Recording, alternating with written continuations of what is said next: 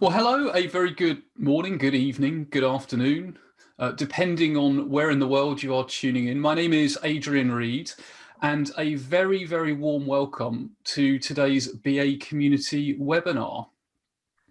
Now, whether you're a business analyst or a change analyst, a project manager, whether you're, well, something else, doesn't really matter. Perhaps you found yourself feeling like a bit of an outsider sometimes. The type of outsider that likes to ask difficult questions and take the contrarian position to try and ensure that the approach that a particular organization or project or product is taking is right. You might have even found yourself describing yourself as a bit of a devil's advocate at times. Well, if any of that resonates with you, or even if you want to be more of that contrarian or more of that critical friend, then we've got a real treat for you in this session. So I'm really, really pleased to say that we have someone with me who I've known online for a long time now, who very, very recently released this book, Devils in the Details, and we'll tell you about where you can get a copy of this book later on in the webinar. I read this, by the way, in about 2 or 3 sittings. It's a really, really practical field guide. Highly recommend it. So we're joined by Robert Koshinskie. To give you a little bit of detail about Robert, Robert is principal of Ringbolt Consulting, where he assists clients in product and marketing management, new product development and launch, and business analysis and strategy. He is a mentor at the NSF iCorps program and the creator and instructor for a decision-making seminar through NC State University Division of Continuing and Professional Education. So Robert, thank you very much for being here this evening. Yeah, thanks for having me, Adrian. I really appreciate it. Or I say this evening, this morning, I suppose, for you, but Afternoon, yeah. We've probably got people in just about every time zone here. So, and just before we kick off with the conversation, a few things to mention to everyone who is tuned in live. First of all, this is very much designed to be interactive. So we have some things we're going to talk about, but if you are tuning in live, please do type in questions as we go along, and I will we'll cover as many of the questions as we possibly can. So type them in whenever a question occurs to you. I also have, and if you've been on one of these webinars before, you'll be familiar. We tend to do some sort of group note taking. So we've got something to share at the end, and you might now be expecting me to put a link to a Jamboard in the chat, but I'm going to surprise all of you.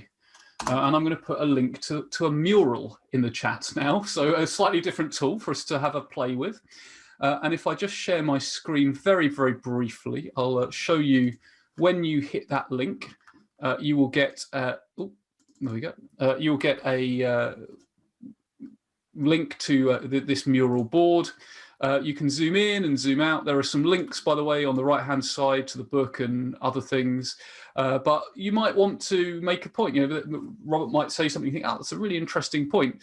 You just like double-click, and you can add your sort of sticky note on there and add whatever notes that you like. And there's all sorts of other things you can experiment with there as well, different colours and sizes and all that kind of thing. So do take notes as we go along. About halfway through, we'll bring this back and see what's particularly resonated with you. So that link is on. I can see lots of people joining already, which is fantastic. So,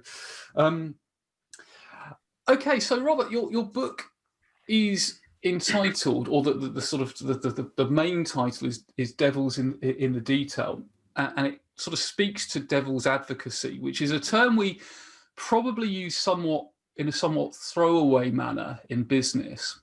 I wondered if you're able to explain a little bit about the historical context, because I suspect that sort of underpins the modern day usage of the term.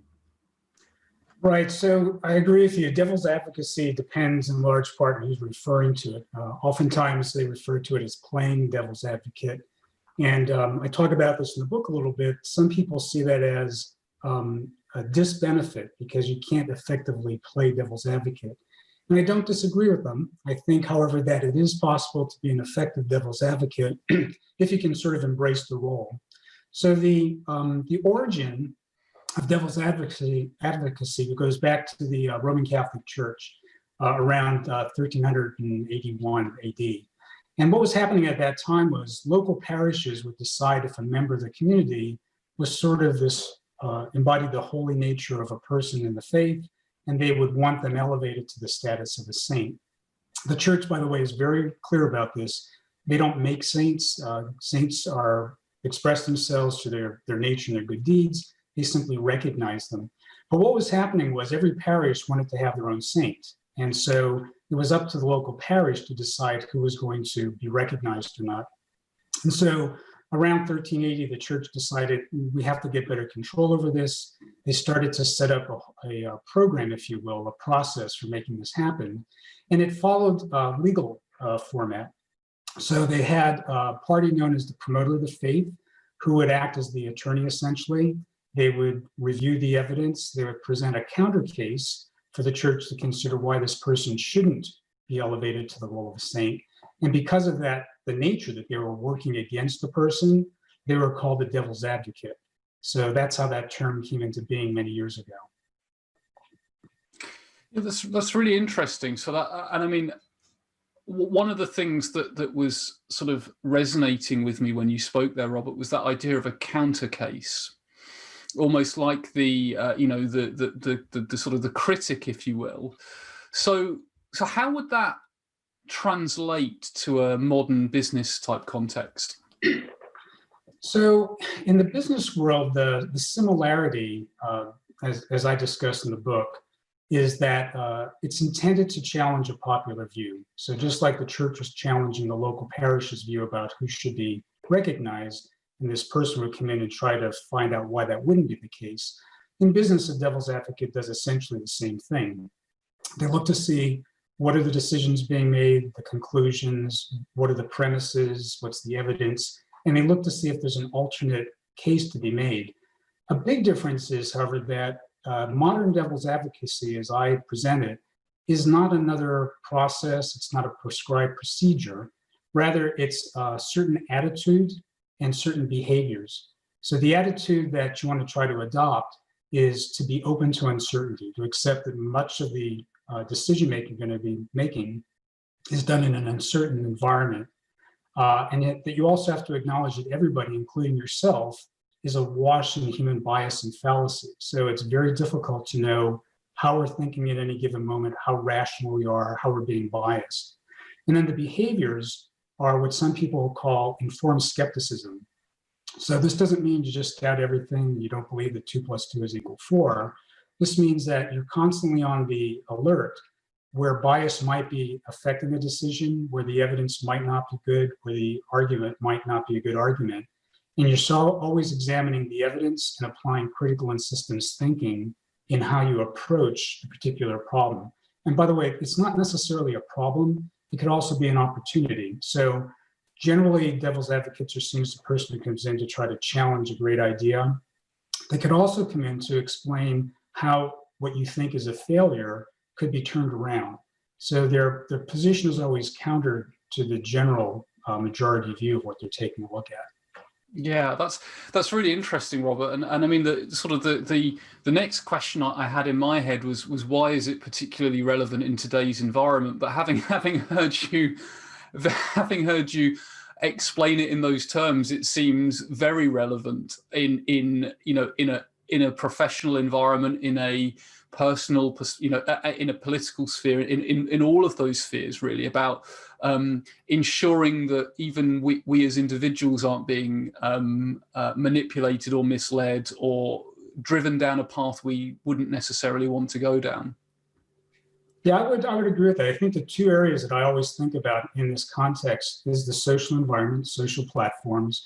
There's been a lot of information, research done to show just how quickly misinformation and disinformation is spread across social networks, in large part because people just assume that something that reinforces their belief must be true, and they share it. They don't even take time to check the evidence. And you even see this on platforms like LinkedIn, where there's a lot of professionals, skilled professionals, who don't take the time to read past the headline to see if the headline actually reflects what the article states.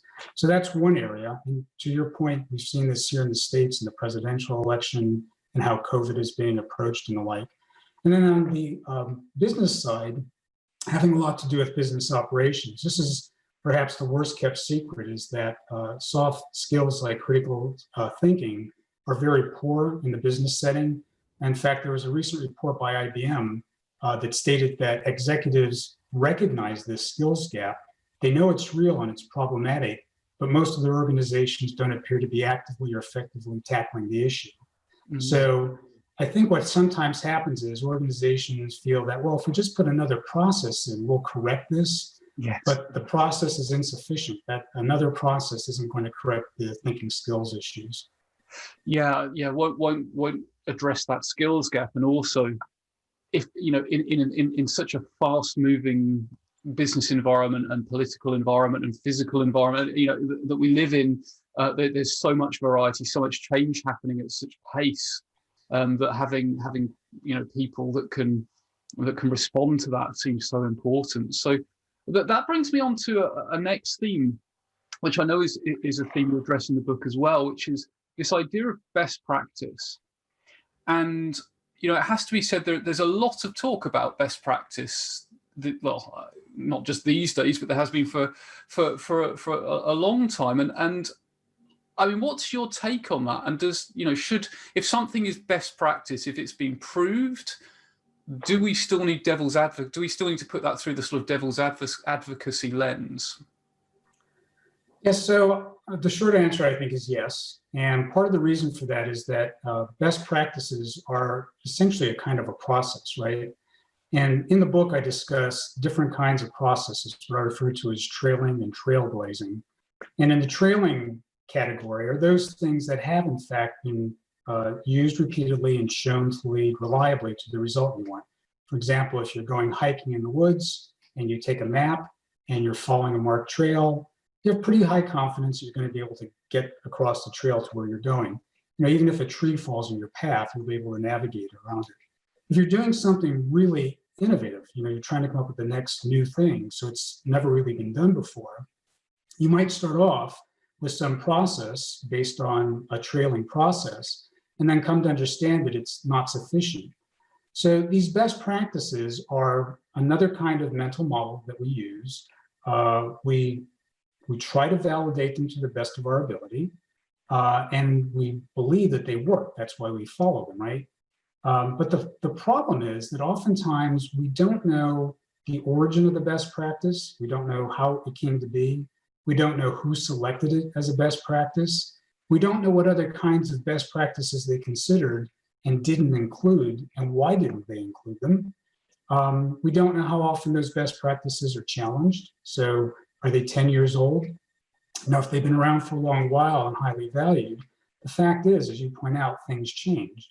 So the foundation for why that was a best practice 10 years ago or 10 months ago may have changed. If it's something in sales and marketing, that may have changed. If it's something in software development, that certainly could have changed. So it's not that you should abandon the best practice. It's that you should be more, again, an informed skeptic. Why are we doing this?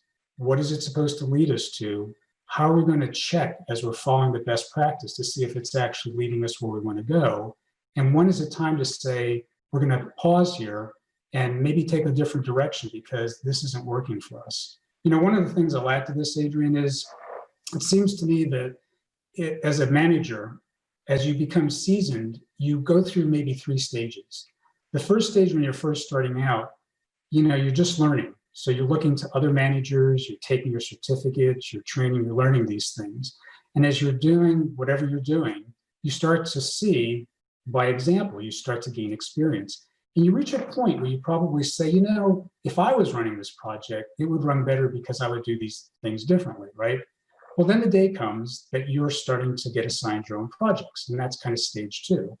And in stage 2, you're trying to go through the procedures and processes to reach a result, and you understand firsthand that rarely does it work as smoothly as the procedure and process says it should. But what you end up doing initially is you look for fault in yourself and in your team members. What did I do wrong? What did my team do wrong? How did this fail? And then eventually, with some more experience, you sort of enter the third stage, which is you come to accept that you're working in a very uncertain environment oftentimes, that the failure that you may have been attributing to yourself and others might actually be a fault with the process. And so you have to be constantly critical, not only of your own actions, but this thing that we're using, this map, this template, is it really the best template at this point in time to achieve the goal we're trying to achieve? Yeah, yeah. Is it, or is it is it a set of practices, and methodologies that work well in a particular context, in a particular culture, at a particular period of time, that we're just trying to transplant into a very different world? And actually, the rhetoric doesn't necessarily, why would we think that something which originated over here through 20 years of tweaking, that we could take the endpoint and just expect it to work? So with that in mind, I wondered whether you're able to give any examples or more sort of other examples or points around the dangers of implementing best practice without that being scrutinized. Well, I can think of a couple examples from my own experience, anecdotal, but maybe examples of what I'm talking about. So over the years, I've been exposed to a lot of training. I actually have built certain training and processes myself. But along the way, I had training in Lean Six Sigma. The company I was working for at the time was very big into this. So it was a requirement that everybody at a certain managerial level would go through a Lean Six Sigma program training. They brought in a black belt. She spent 2 or 3 days with us going over the whole process and procedure. And she was using case examples as part of training, which is pretty common. And I realized at one point that every case example had a successful outcome. So at a break, I said to her, have you ever applied these procedures and it didn't turn out the way you thought it would turn out? She said, yes, of course. I said, for my own benefit, I would prefer to hear more about those, because it's great that the process works occasionally, but if it also occasionally fails, then I'd like to know what caused those failures. Like, why didn't the process work in those situations? So that was one having to do specifically with Lean Six Sigma. The other one is best practices in marketing launch. The company decided that they had to get everybody working the same way in product launches. They produced this beautiful guide to product launches. It was, high-class paper, ring-bound, the whole thing, step-by-step process. And again, after we were trained in this, I tried to get an example of where somebody in the organization had actually used that process in order to achieve a good outcome. And of all the managers I'd asked, even in different divisions, no one had ever used it. No one knew anybody who had used it. So, maybe it would lead to those outcomes, but there didn't seem to be any available evidence to show that I should have faith in that. So that was another example of one of these things that on the surface looked very good and could have worked, or maybe it would work, but no evidence to indicate that it actually had worked. Yeah, plausible, but whether or not it's probable is a whole nother discussion. So, okay, so let's just pause and take a couple of questions. And if anyone wasn't here at the very beginning, I've just put a link to the shared mural that we're working on. There's quite a lot happening. I see on my other screen quite a lot of sticky notes being added, which is great. So if you've not used Mural before, you just double click on the canvas and it'll add a sticky note. Or there's like a toolbar on the left that you can click and add various shapes and play to your heart's content. And we'll bring that on the screen in about 10 minutes time and see what you folks have added. So, and do continue to ask questions. We'll ask as many as we can. So our first question comes from John. And John says, in the example of, and I'm probably going to mispronounce this company name, but I'll try. In the example of Anheuser-Busch and IBM presented in the book, a devil's advocate is assigned. Who makes this assignment? And most importantly, how is it managed? That's a really interesting question. Right. So I can't answer those specific cases because I actually tried to reach people in both of those companies to tell me, once again, tell me how you did this. And I haven't been successful finding those parties in those companies. I will tell you that other research I did indicates that it really depends on the culture of the company. So, for example, the company Moz, which is a search engine optimization group, the founder of that company was very open to dissent. So the culture he wanted people to be able to speak up, say whatever they thought openly, resolve the issue because he felt it got to better results. So within a company setting, I think it can be done a variety of ways. If management is open to this idea of dissent, if they believe, by the way, as some research shows that there's a relationship between acceptability of dissent and performance of the company, then they could approach this in a variety of ways. If the company is large enough, they could use people from a different team or a different division to come in and take a look at what's going on and report, or they could go to an outside source and they could find someone to come in. It really depends on the depth of the dissent they're looking for. For example, if you're developing one of the new vaccinations for COVID, right? Well, you probably have some thorny issues about very specific technical options that you have. So obviously you'd want someone unrelated to the project, but who could understand those thorny issues. If it's more of a business sense, like a launch of some type, it might be helpful that you have people with a specific history. For example, if you're doing medical devices, that's very different than if you're doing a consumer device. So it's a matter of finding an objective voice, giving that voice the opportunity to take a look at everything, come up with a dissenting view, and then let the team consider what they think about that dissenting view. It's really interesting as you were speaking there, Robert. I mean, I was thinking a lot about how this really fits well with the business analysis mindset. And we probably do this without thinking. I was thinking about another term, and I forget which author. There's probably many authors have used this term, but this idea of like ritualizing, like ritual dissent. Actually encourage dissent. Have a situation where, you know what, that business case has to go through the devil's advocacy process type of thing, which is an interesting idea as well. So. We've got a sort of logistical question about the book, and the question is from Shannon. Can the book be purchased in an ebook format from a different platform other than Amazon? So I'm not sure of the answer to that, Robert. Well, currently the answer is no. The Kindle Select program requires that the book be sold through Amazon. That doesn't mean it wouldn't be available. I think you can also obtain the book through Barnes & Noble these days too.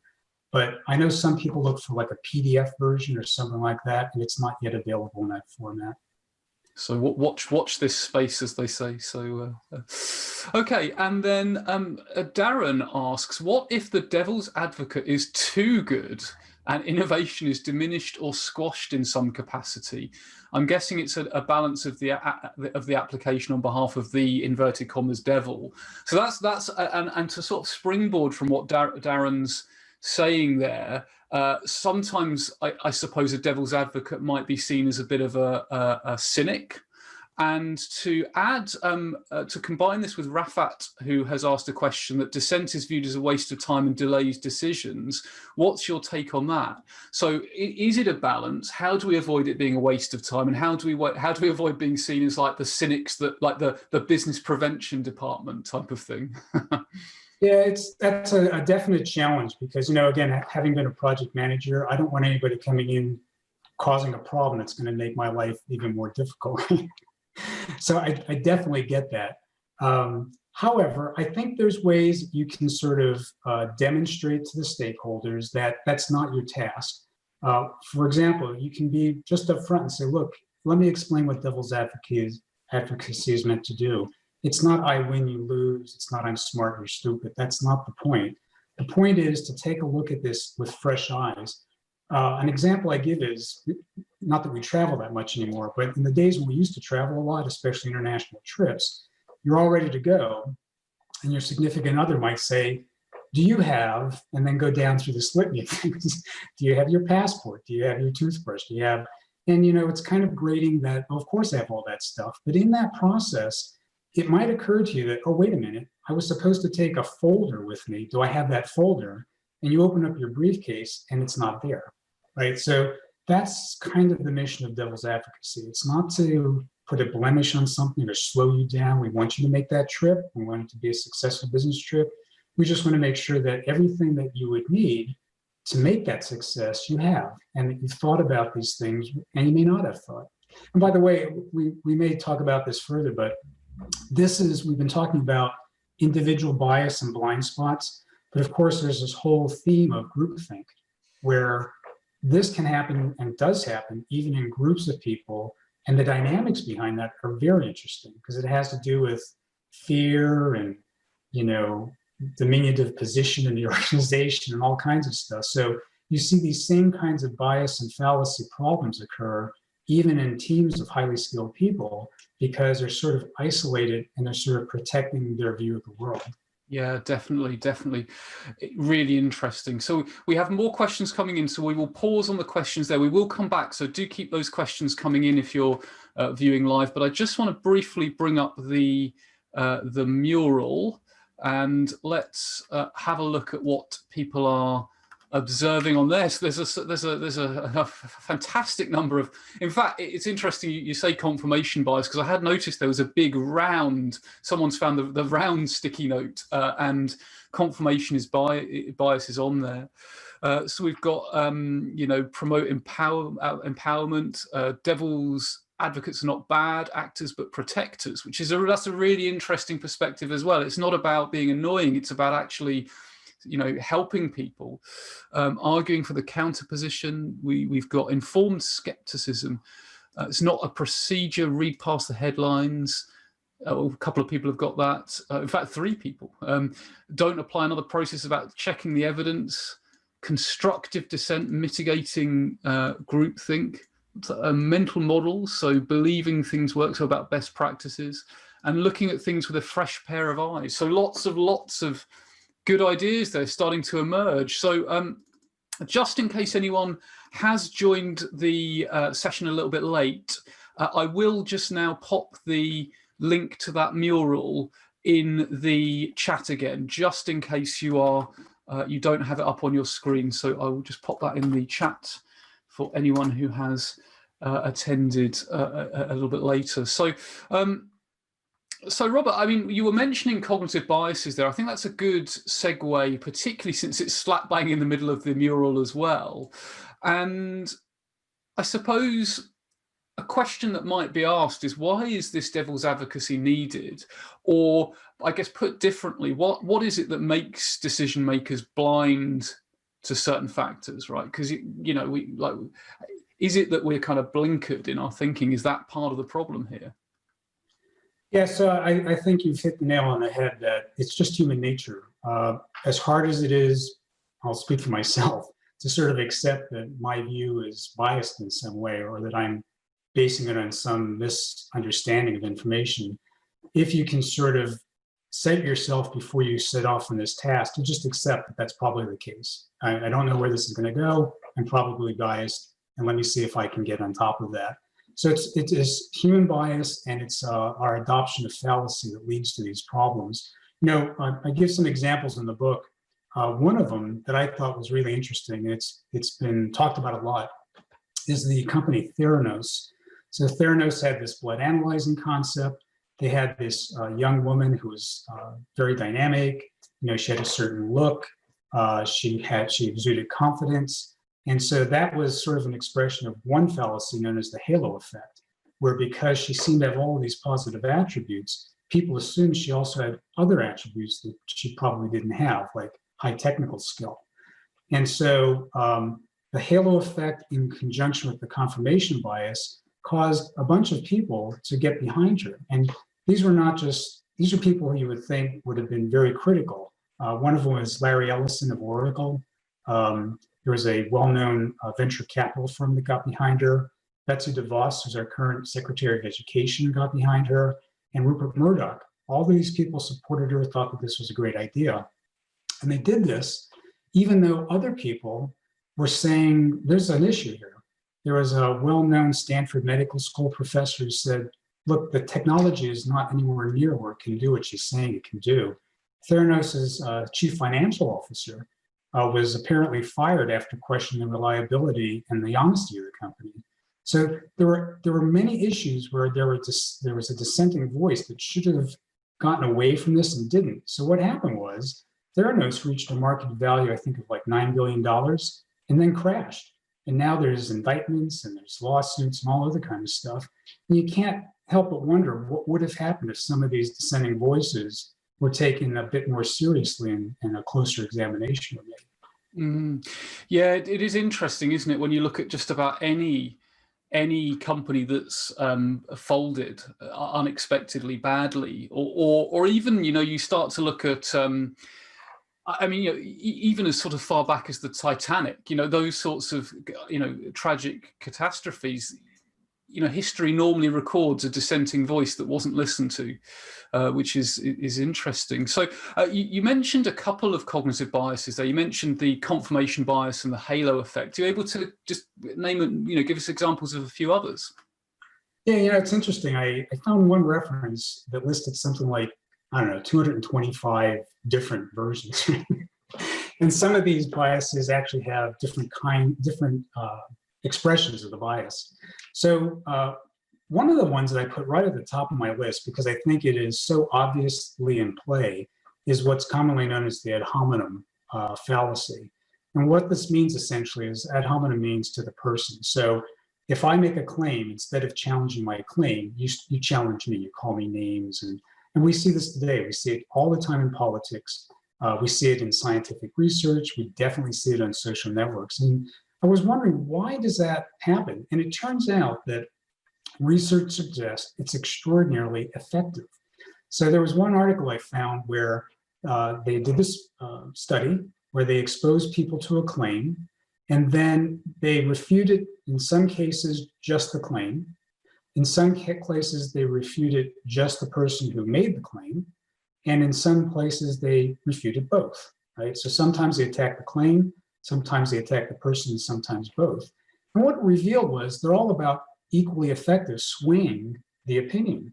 So now consider yourself, you're a politician or you're a sales organization, wherever, and you want to change somebody's opinion.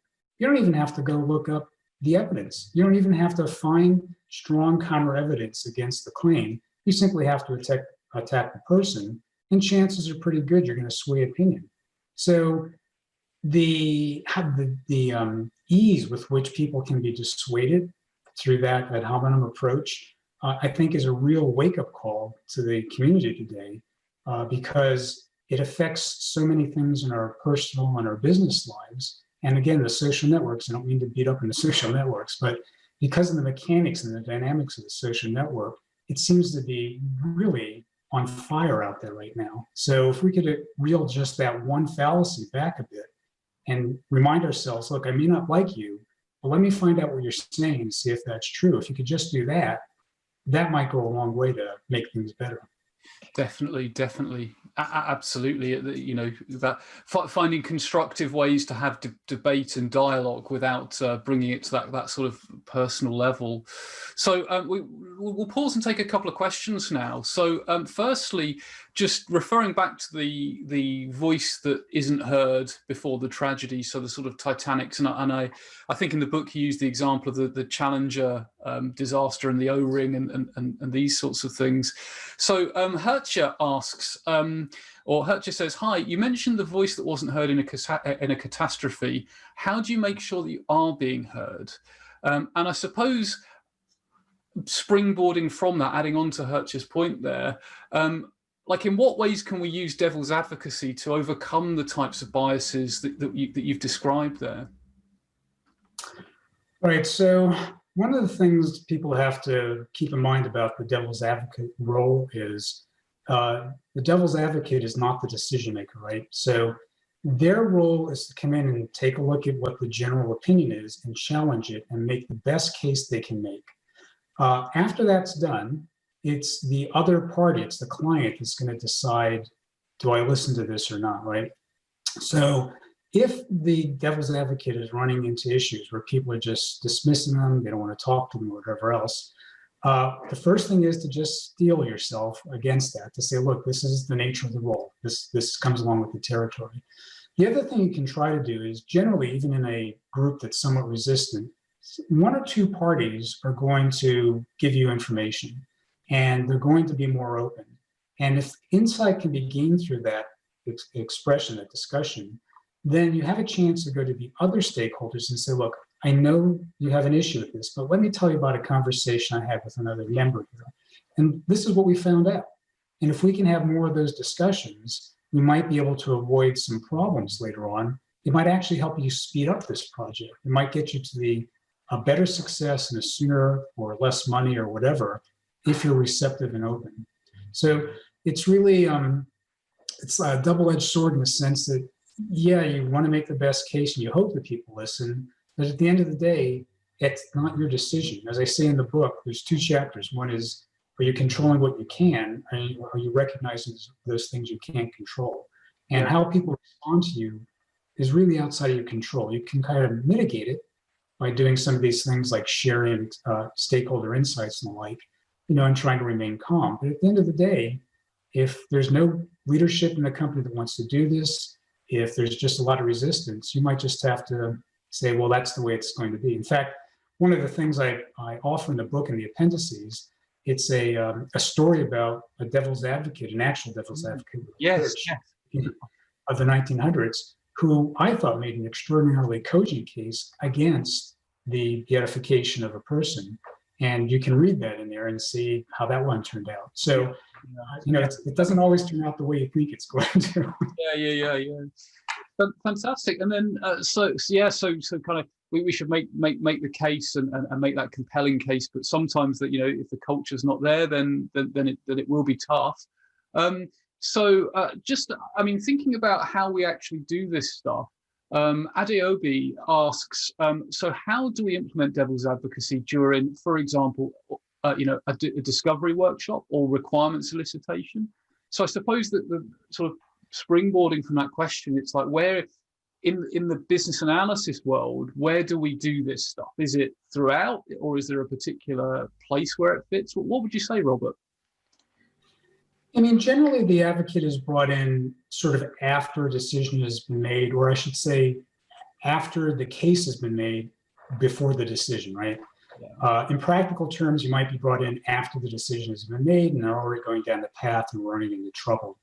So my recommendation would be that there be some kind of a cross-check. So for example, if you're the BA who's doing the customer discovery part, after you complete that work, that some other BA who is not associated with it looks at it and says, oh, this looks very interesting, Adrian, but is this really the case? I mean, this looks a little weak over here, or I'm aware of some information that would sort of go against this. Is there some way that we could look further into that? So devil's advocacy, in my opinion, should be, if we can get more people adopting the attitude and practicing the behaviors, it should be an ongoing thing. Maybe not everybody, but key players in every organization should sort of be already fine-tuned to consider this approach. And so they know, as they're doing it, they know that somebody needs to check their work.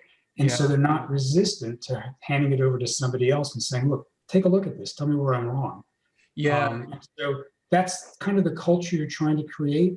And if you can, like I say, if you can get more people to adopt the attitude and the behaviors, I'm hopeful it lowers the objection to dissent. Yeah, and I suppose when people when they see it, it's that credibility through delivery. They see it and it becomes ingrained. It becomes in the fabric of the way we do things. And you mentioned an interesting point there, Robert, which I hadn't really thought about until you said it, which is there's devil's advocacy on the big things, on the business decisions, but even just like peer review of a set of requirements. That's a form of devil's advocacy in a way. So interesting, different sort of layers, different levels. So you know what? I was just going to add, Adrian, one of the things I'm reading about now is philosophy of science. One of the problems they're trying to solve is what's known as the demarcation problem, which is essentially, how do you know if something's science, or if it appears to be science, but it's not, it's pseudoscience, right? And so some people who look into this, they talk about the scientific attitude, which is essentially this.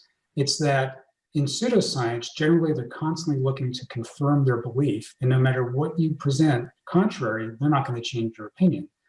The scientific attitude says, look, here's the best information we have now. But if you can show me, then yeah, let's give this peer review. Let's find out where a better way to do this. And I think that same kind of headset, if that can be practiced in the business setting, it should give you better results, right? I mean, It just seems like it should give you better results. Which that's really interesting, Robert, because that implies to me at least, that when we're setting up a decision, what we should be looking for is a falsifiable hypothesis. And if we can't define a falsifiable hypothesis, then we're probably not ready to make a decision yet. Interesting. So, okay, so we'll do keep the questions coming in, and we'll take some more questions a little later. But I wanted to pivot now and talk about tools and techniques, because I mean, one of the particular areas, one of the sort of fattest areas of the book is the tools and techniques section. There's a whole bunch of techniques in there, and I really like the way that you've laid them out, in that you've given sort of practical examples and practical pros and cons of each tool or technique. So I was wondering if you could briefly outline one or a couple of tools that you think would be particularly useful for BAs when we're embracing modern devil's advocacy. Right. So you're referring specifically to the next to the last chapter, where I go through multiple tools like list building and the like. Let me talk to that in just a moment. But prior to that, in one of the sections about bias and fallacy, I review the difference on how decisions are made in the form of what I call a real argument. So when you say an argument, people normally think people screaming at each other, right? But in a real argument, what you're doing is you are making your way to a conclusion or decision based on premises. And so it is possible, without any computer software, just a piece of paper and note-taking, is to identify a claim or a decision or a conclusion that's being made, and then through query, find out, well, what's the premise? What are you basing that on? And then on each premise, find out if there's other premises to support them and evidence. And so I recommend that approach to learners, right, that I train, to learn how to do that analysis and learn the difference in different kinds of arguments, right? So most arguments that we are going to make as business people are based on probability. So it's these premises may lead to this conclusion. They don't definitely lead to this conclusion. So if you recognize that and how to sketch that out, not only can you see it, but then you can share that with the stakeholder to say, look, this is how I think you're looking at this. Is this correct? Okay, well, I'm going to challenge this part down here because I think the evidence is weak, or I think there was a fallacy of some type. In the fourth chapter, where I go over the different kinds of techniques, what I really tried to do there was I took some common techniques. For example, I start off with diagrams and sketching and lists, weighted lists and the like. And then I make my way through some more advanced techniques all the way to the final version, which is a Monte Carlo simulation, which is kind of advanced. And the reason I do that is twofold. First, I want to show the range of analysis tools that are available to us. But more importantly, in each of those examples, I try to show what you're normally taught and the way that most people approach it, and then why you might want to think about why are you using that. Something as simple as a decision tree or net present value calculation, for example, they will all give you an answer. However, if you don't know how that answer came to be, if you don't really understand, for example, in the net present value, that generally the discount rate is fixed over the 3 or 5 years, which may not be true unless you have some kind of a bank note or something, right? If you're doing a project where you're putting money in now and you expect a certain cost of money over 5 years and well, if any of that stuff changes, the net present value is worthless. And in fact, generally speaking, alone, it doesn't tell you much. It may help you differentiate between two different projects, provided all other things are equal, right? Because projects may have, like a project may have a worse net present value, but it may be of higher strategic value to the company. So I'm trying to make the case that we shouldn't learn these things and apply a rote application, but rather every time we use these, we should be asking ourselves, okay, I have a number. What does that mean? Like, what's the usefulness of that? And that's what I was trying to do throughout 4. In fact, one of the things I will advise people, if you get the book, the Monte Carlo analysis is somewhat complicated and advanced, but I use a free tool that you can access online. And so you can actually go online and use that tool, and you can build models like these yourself. And if you do this, if you get into the habit of doing this, it might help you get away from our conventional way of doing forecasting, where the CEO says, I want to see $50 million in sales this year, right? So magically, all the spreadsheets show $50 million in sales. Well, using these tools, you can actually show a range. You can say under these conditions, we might be shy a couple $1 million, but if we can tweak these other things, we might actually be more than $15 million. So by doing this scenario analysis, even though it takes a little bit more time, you may actually be giving more useful data to the company rather than relying on traditional tools that we use.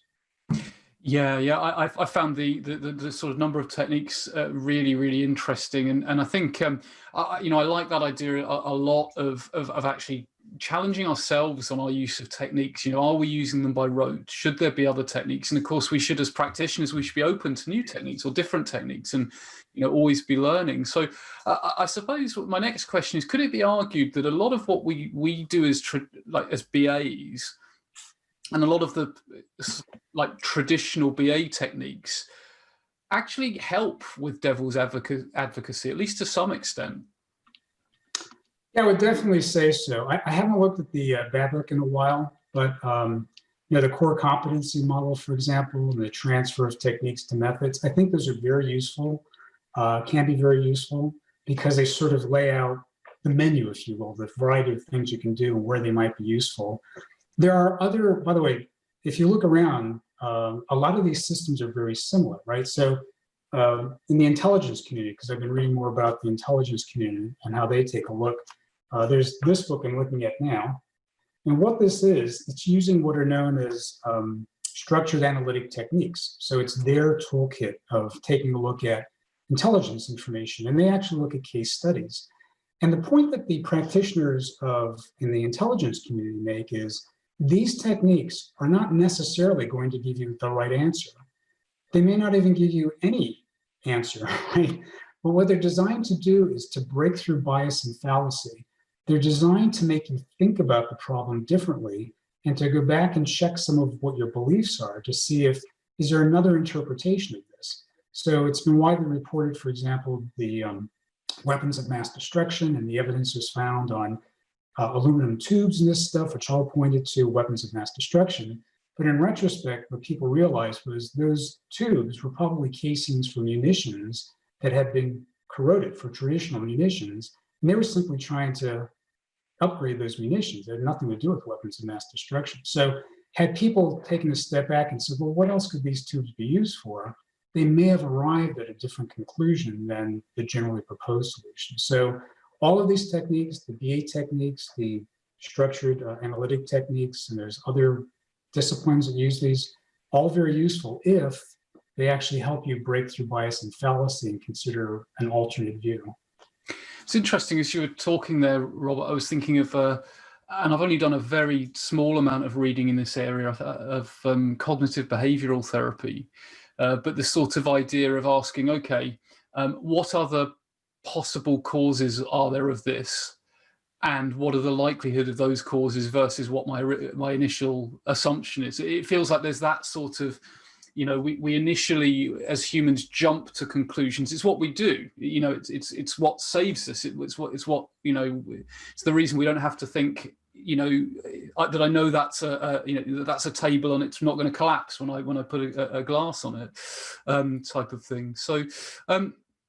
It seems a lot like a lot of what we've been discussing is about ensuring and assuring the quality of decisions.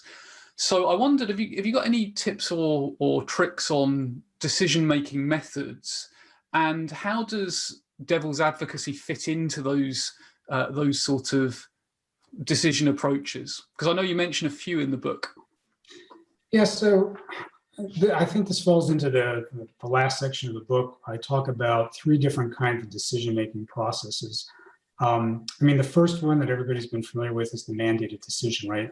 So you're a kid, your parents say do this, and you do it because they're in charge.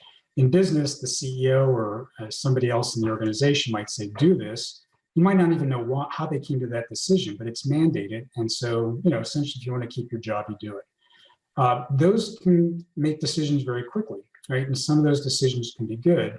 But even a very structured organization like the United States Army, they talk about this. And they talk about the need for mandated decisions, but they advise you, try to refrain from using that. Always try to include your staff, because if you don't, you're going to miss diversity of opinion. You're going to miss other optimal solutions. So mandated decisions can get quick results, but they might not be great results. The more common way, or the other way that you see in businesses, is unanimous consensus. And in this, you're trying to get everybody on the team to agree to a certain decision. And the example I give is, if you've ever tried to make dinner arrangements, you know how challenging this can be, because I can't eat this and they don't like that. And so once you come up with a restaurant that most people seem to like, well, then you always go to that restaurant, right?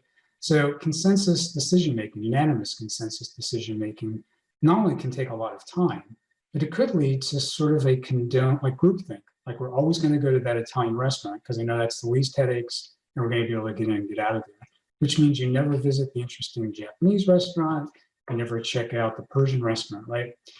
And then the third one, which I have a high interest in, is what's called consent decision-making. And this, I learned about this through a method called sociocracy in Europe. You can't use that term in the States because people think it's socialism, which is it's a hot topic here.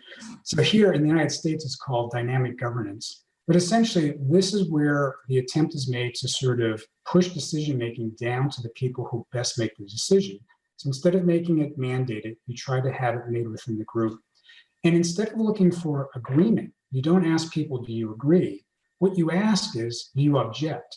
Mm-hmm. And the reason they do this is because, well, several reasons. One is people can voice their opinion. They can object. The objection has to be what is known as a paramount objection. So it can't just be an opinion. It has to have basis in reality.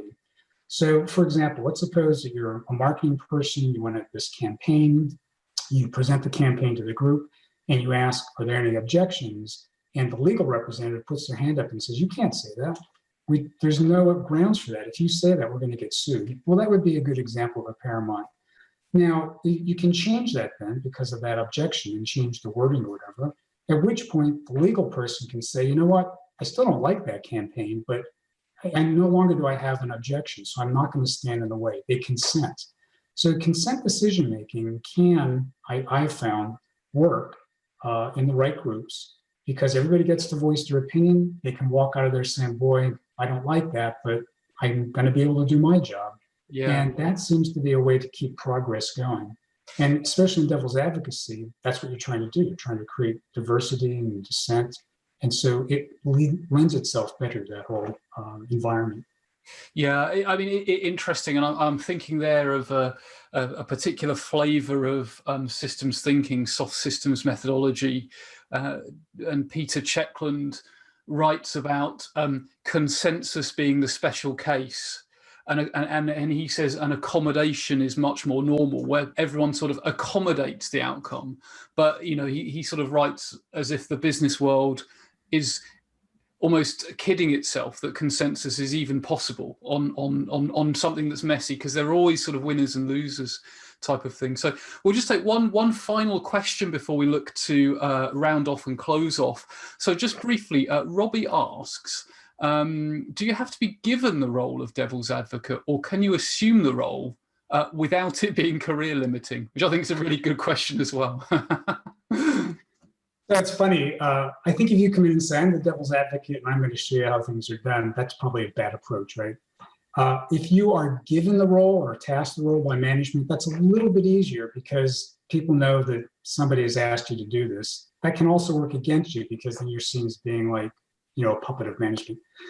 But my point is, in the ideal world, if more people embrace the attitude of uncertainty and that recognizing the presence of bias, and they also practiced every day informed skepticism, critical thinking skills, looking at evidence, that it would happen naturally.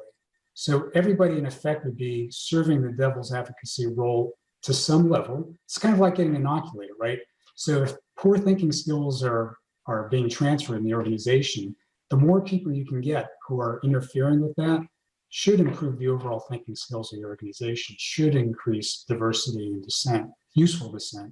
And I think that's the way to do it. I think you can quietly practice devil's advocacy without calling yourself, without using the name, just like consent decision making. I stop referring to that. I just use it. And through its use, people adopt the practice, and it works. Yeah, yeah. Excellent. Okay, so just before we talk about how people can get hold of the book, and I should have mentioned, I'm kicking myself, that you've actually got a copy to give away to one lucky person who's on the line. So, but just before we round off, I mean, final thought: if there was one biggest takeaway or one biggest thing that you'd really want people to take away from tuning in tonight or reading the book, what would that thing be, Robert? Well, I think the biggest takeaway is that I hope people consider embracing this role of the modern devil's advocate. I hope that more people consider embracing this attitude that, yeah, everything's uncertain, deterministic systems and procedures may fail us.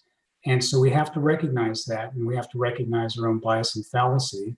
And then to say, okay, in response to that, I'm going to try to do a better job at the behaviors. I want to inform myself.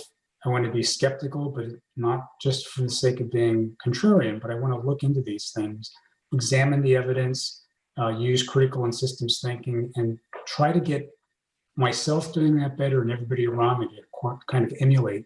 And I think if we do that, it's going to just be beneficial, not only in the business sense, but also in the public sense too. Definitely, definitely, completely agree. In a business sense, in a community sense, and you know, and in a broader sense as well. So, fantastic. So, okay, so Robert, I'm sure that people will want to know how they can get hold of the book. There is a link on the mural if you're there, where you can click through on the Amazon.co.uk site, and I'll put a link on the wrap up email that goes out as well. If you're watching this on YouTube, then there'll be a link in the description beneath the video. But you have there's an upcoming discount that I think people will be able to take advantage of, Robert. Right. So before I mention that, Adrian, the other thing you might want to share with the folks, we talked about using arguments, analyzing arguments. Oh, there's a free tool that I offer my students, and I'll just say this about it. It lets you practice arguments. It's very challenging because the task is to pick a hot topic and then to take the side opposite to the side you would normally argue. So it can really make your head hurt, but I think it's a useful tool. Yeah, and then we were able to set up a book promotion for 7 days on Amazon. This will be available through both Amazon.com and the UK site. And it's what they call a countdown. So if you go on it'll start on Saturday, the 14th. And for a couple of days, you'll get better than a 70% discount on the book. And then a couple of days later, the discount lowers, so the price goes a little bit higher. So by the end of the 7 days, you end up paying the full list price for the book. But that'll be available again starting Saturday and going for a week until the next Saturday. Fantastic, fantastic. So yeah, set your reminders for Saturday to get 70% off. And as I say, I thoroughly enjoyed the book, so I would highly recommend it. And in fact, I've written a review on Amazon, which I rarely do, so that's on there as well. So you have a signed copy to give away. Would you like to choose the favorite question that's been asked, or if you prefer, we could draw someone at random? Robert. You know, we talked about uncertainty and probability. Let's go for the random. Let's pick somebody randomly and see who pops up. So I am going to select a random number then. So let's Google is great for this sort of thing. So okay, let's do that. Okay,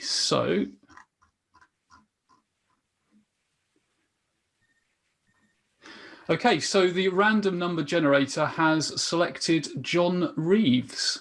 So John Reeves, you are the winner of a signed copy of the book. I will email you because I'll have your email address from from the registration. And providing you're in, because I don't know where you are, you could be anywhere in the world, providing you're somewhere that is physically delivering mail and that can accept mail from the USA, then we will get that across to you. So fantastic. Okay. So let me just close that random number generator. So great. Well, I mean, thank you so much. That's such a useful summation of so many ideas there, Robert. I'm sure also people will want to stay in touch with you. How's the best way for people to follow you? Is that on LinkedIn or? Yeah, the two easiest ways, LinkedIn, you can find me there. And also if you go to ringbolt.net, there's a contact page and you can reach me there. And in fact, in the close of the book, I ask people, if you read the book and you see anything that just strikes you as wrong or you think differently, by all means, send it my way. That was the whole purpose, was to get people sort of taking that diverse dissenting view. Definitely, definitely. Well, fantastic. Well, thank you so much, Robert. A really, really thought-provoking session. And a massive thank you also to everyone who has tuned in live or indeed who is watching the recording. So as a reminder, the idea behind these BA community webinars is really to talk about topics that perhaps we don't hear that often in the BA community, or to take a slightly different lens, a slightly different perspective on business analysis. And just before we close, I just want to let everyone know about a few other free upcoming events. And if you've enjoyed this webinar, you'll like these, I'm sure. So I'll be typing these in the chat. The first is the BA Open Mic Night. That's next week on the 19th of November. A very different format in that there's no fixed agenda. It's webcams on, so it's more of a meeting than a webinar, and you can attend and listen, or you can take a 3-minute speaking spot on the topic of your choosing. So if you've got a topic, you want to have a conversation about it with other BAs, that would be a very interesting session for you. Also on the 25th of November, we have the next episode of the BA Fringe. Now, if you've not come across the BA Fringe before, it's a live streamed show. It's kind of like a TV show. There will be 4 guests at least on that episode. And the 25th of November is focusing on product ownership and product management and business analysis. But we're going to have 4 slightly different perspectives on product management and product ownership. So do register for that. That regularly sells out. So do register for that one early. We've also got a webinar coming up on the 1st of December on job interview tips for business analysts as well, with a panel of experts in that regard.